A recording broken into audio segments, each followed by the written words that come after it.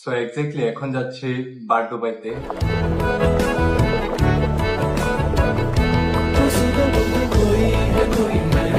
ওকে pause. বারডুবাই এবং ডেরা। বারডুবাই এই জেলায় বেশ কিছু মসজিদ রয়েছে, যার মধ্যে রয়েছে শহরের সবচেয়ে উঁচু মিনার সহ গ্র্যান্ড মসজিদ এবং নীল টাইলস যুক্ত ইরানি মসজিদ।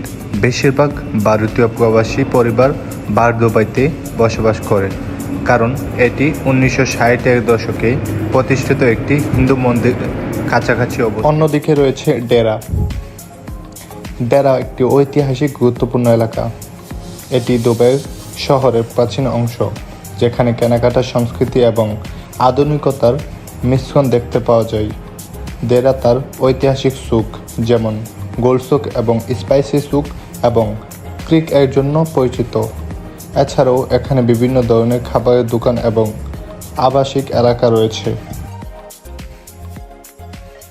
আর বেসিক্যালি হচ্ছে আমরা দুবাই মানে মনে করি যে বড় বড় উঁচু উঁচু বিল্ডিং, তবে তা না।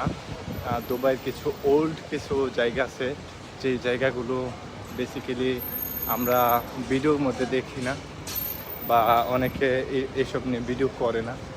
তো আমি আজকে আপনাদের সাথে শেয়ার করব। আমি এই জায়গাটাকে মেনলি আমি যদি রেট করতে চাই, তাহলে এই জায়গাটাকে 10 থেকে 8 দিব, কারণ জায়গাটা খুবই মনোরম। আর বাইরে অনেক গরম থাকা সত্ত্বেও এই জায়গাটা অনেকটা নিয়ন্ত্রণের মধ্যে রয়েছে। অ্যাটলিস্ট হাঁটতে পারবো, বাট আমার এখানে এখনও ঘাম জড়াচ্ছে। এখানে আপনার বিজনেস সব কিছু পাবেন আপনি খুচরা মূল্যে। সব খাবার দাবার থেকে ধরে বেশিরভাগ খাবার দাবার এবং কাপড় চোপড় এবং গোল্ড যে এরিয়াটা, ওই এরিয়াটা এইদিকেই। আর এখান থেকে আপনি মানে পুরো গোলচক যে এরিয়াটা বা গোল্ড মার্কেটটা, যেটা এখান থেকে আপনি যেতে পারবেন। এখান থেকে আপনি পুরো ভিউটা, লাইক এটা হচ্ছে নাইফ, আর এটা হচ্ছে আল গুবাইবা, আর এটা হচ্ছে আল রাস এরিয়া, আর এটা হচ্ছে গোল্ড চক বা গোল্ড চকের স্ট্রিট, বা আপনি ওল্ড দুবাই বা ওল্ড সিটিও বলতে পারেন। How much for going? How much for going? 1 dirham. So it's like 1 দিরহাম। মানে আমি যদি ওই পারে যেতে চাই, তারা আমার থেকে 1 দিরহাম নেবে জাস্ট যাওয়ার জন্য। সো এখন অনেকটা নয়েজ হবে, মানে যেহেতু মেশিন স্টার্ট করবে, তো নয়েজের কারণে আমি আপনাদেরকে কথা না বলে জাস্ট কিছু শর্টের মাধ্যমে আপনাদেরকে দেখানোর চেষ্টা করব।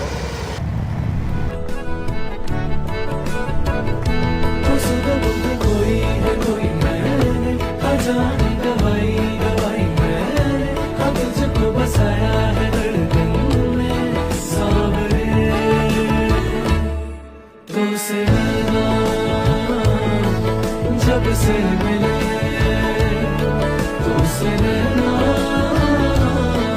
जब से मिले बिन मेरा मन जैसे बन में हिरन, जैसे पगली पवन लगे तुमसे मन की लगे।